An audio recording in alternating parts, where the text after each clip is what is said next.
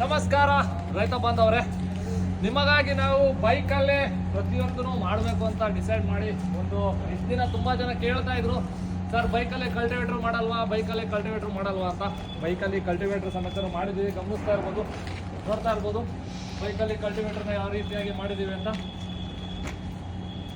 ಇದು ಬೀಜ ಬಿತ್ತೋದಕ್ಕೆ, ಎಡೆ ಕುಂಟೆ ಹೊಡೆಯೋದಕ್ಕೆ, ಆಮೇಲೆ ಔಷಧಿ ಸ್ಪ್ರೇ ಮಾಡೋದಕ್ಕೆ ತರೋದು ಉಪಯೋಗ ಆಗುತ್ತೆ.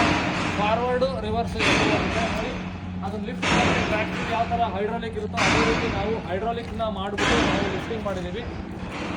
ಚಿಕ್ಕ ಪುಟ್ಟ ಸಣ್ಣ ಪುಟ್ಟ ಅಗ್ರಿಕಲ್ಚರ್ಗೆ ಕೂಲಿ ಆಳುಗಳು ಬರಲ್ಲ, ದನಗಳಿಲ್ಲ, ಎತ್ತುಗಳಿಲ್ಲ ಅಂದರೆ ಆ ಎತ್ತುಗಳಿಗೆ ಏನು ಕೆಪಾಸಿಟಿ ಇದೆಯೋ, 2 ಎತ್ತು ದೊಡ್ಡವು ಎತ್ತುಗಳು ಏನು ಕೆಪಾಸಿಟಿ ಇದ್ದು ಉಳುಮೆ ಮಾಡ್ತಿದ್ವಲ್ಲ ಆ ಕೆಪಾಸಿಟಿನ ನಾವು ಇದರಲ್ಲಿ ಕೊಡ್ಬೋದು ಅಂತ ಹೇಳ್ತೀವಿ. ಟ್ರ್ಯಾಕ್ಟ್ರಿಗೂ ಇದಕ್ಕೂ ಕಂಪೇರ್ ಮಾಡೋಕ್ಕಾಗೋದಿಲ್ಲ. ನೋಡಿ ಇದರಲ್ಲಿ ಬೀಜ ಬಿತ್ತೋದು ಸಮೇತನೂ ಇದೆ, ಆಮೇಲೆ ಔಷಧಿ ಹೊಡೆಯೋದು, ಇನ್ನು ಬೀಜ ಬಿತ್ತೋದು ಮತ್ತು ಔಷಧಿ ಹೊಡೆಯೋದನ್ನು ನಾವಿನ್ನೂ ಫಿಟ್ ಮಾಡಿಲ್ಲ. ಮುಂದಿನ ದಿನಗಳಲ್ಲಿ ಇದು ಫಿಟ್ ಮಾಡ್ತೀವಿ. ನೋಡಿ ಇದು ಔಷಧಿ ಹೊಡೆಯೋ ಪಂಪು. ಇನ್ನೇನು ಕೆಲವೇ ದಿನಗಳಲ್ಲಿ ನಾನು ಔಷಧಿ ಹೊಡೆಯೋ ಪಂಪನ್ನು ಸಮೇತ ಇದು ಫಿಟ್ ಮಾಡಿ ತೋರಿಸ್ತೀನಿ. ಇದು ಪೈಪು ಔಷಧಿ ಹೊಡೆಯೋಕ್ಕೆ, ಇದನ್ನೆಲ್ಲ ಇಲ್ಲಿ ಫಿಟ್ ಯಾವ ರೀತಿ ಮಾಡಿ ನಾನು ತೋರಿಸ್ತೀನಿ. ಇದು ಕಂಪ್ಲೀಟಾಗಿ ಪೈಪ್ ಇರುತ್ತೆ, ಇನ್ನು ಐಟಮ್ಸ್ ಡ್ರಮ್ಮು ಎಲ್ಲ ಬರುತ್ತೆ. ಔಷಧಿನೂ ಹೊಡಿಬೋದು, ಪ್ಲಸ್ಸು ಕಲ್ಟಿವೇಟ್ರು ಎಡೆ ಕುಂಟೆನೂ ಹೊಡಿಬೋದು, ಎಲ್ಲನೂ ಮಾಡ್ಬೋದು. ಒಂದು ಸಣ್ಣ ಅಗ್ರಿಕಲ್ಚರ್ಗೆ ಪ್ರತಿಯೊಂದು ಯೂಸ್ ಆಗುತ್ತೆ. ಇದ್ರ ಜೊತೆಗೆ ನಾವು ಇದಕ್ಕೊಂದು ಟ್ರಾಲಿನೂ ಸಮೇತ ನಾವು ಮಾಡಿ ಕೊಡ್ತೀವಿ. ಇದ್ರ ಕಾಸ್ಟ್ ಡೀಟೇಲ್ಸ್ ಇನ್ನೂ ವರ್ಕೌಟ್ ಮಾಡ್ತಾ ಇದ್ದೀವಿ, ಏನೇನು ಎಷ್ಟೆಷ್ಟು ಆಗುತ್ತೆ ಅಂತ.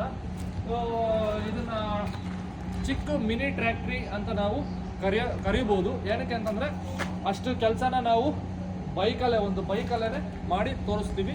ಈಗ ಒಂದು ಚಿಕ್ಕ ಮಿನಿ ಟ್ರ್ಯಾಕ್ಟರ್ ತೊಗೋಬೇಕಂದ್ರೆ ಹೆಂಗಿಲ್ಲ ಅಂದರೂ 2 ರಿಂದ 2.5 ಲಕ್ಷ ಬೇಕಾಗುತ್ತೆ. ಹೊಸದಂತೂ ಬರೋಲ್ಲ, ಸೆಕೆಂಡ್ಸೇ ಬರೋದು. ಒಂದು ಮಿನಿ ಟ್ರ್ಯಾಕ್ಟ್ರಿ ಕಾಸ್ಟು 4 ರಿಂದ 5 ಲಕ್ಷ ಇದೆ. ಗೊತ್ತಿಲ್ಲ, ವಿಚಾರಿಸಿ ಸಬ್ಸಿಡಿ ಅದು ಇದು ಅಂತ ತಗೊಂಡ್ರು ಮಿನಿಮಮ್ 4 ಲಕ್ಷ ಪೇ ಮಾಡಲೇಬೇಕಾಗತ್ತೆ. ಬಟ್ ನಾವು ಇರೋವಂತಹ ಒಂದು ಹಳೆಯ ಬೈಕನ್ನ ನಾವು ಯೂಸ್ ಮಾಡಿಕೊಂಡು ಕಲ್ಟಿವೇಟರ್ನಾಗಿ ಕನ್ವರ್ಟ್ ಮಾಡಿ, ಪ್ಲಸ್ ಅಗ್ರಿಕಲ್ಚರ್ ಫಾರ್ಮಿಂಗ್ ಏನೆಲ್ಲ ಬೇಕಾಗುತ್ತೆ ಇದರಲ್ಲಿ ಮುಂದಿನ ದಿನಗಳಲ್ಲಿ ನಾವು ಗ್ರಾಸ್ ಕಟರ್ನ ಸಮೇತ ಹಿಂದೆಗಡೆ ಇದು ಮಾಡಿಸ್ಬಿಟ್ಟು ಪ್ರತಿಯೊಂದು ಅಂದರೆ ರೈತರಿಗೆ ಉಪಯೋಗ ಆಗೋಂಥ ಎಕ್ವಿಪ್ಮೆಂಟ್ಸ್ನ ಪ್ರತಿಯೊಂದೂ ಇದರಲ್ಲಿ ಮಾಡಿ ಕೊಡ್ತೀವಿ.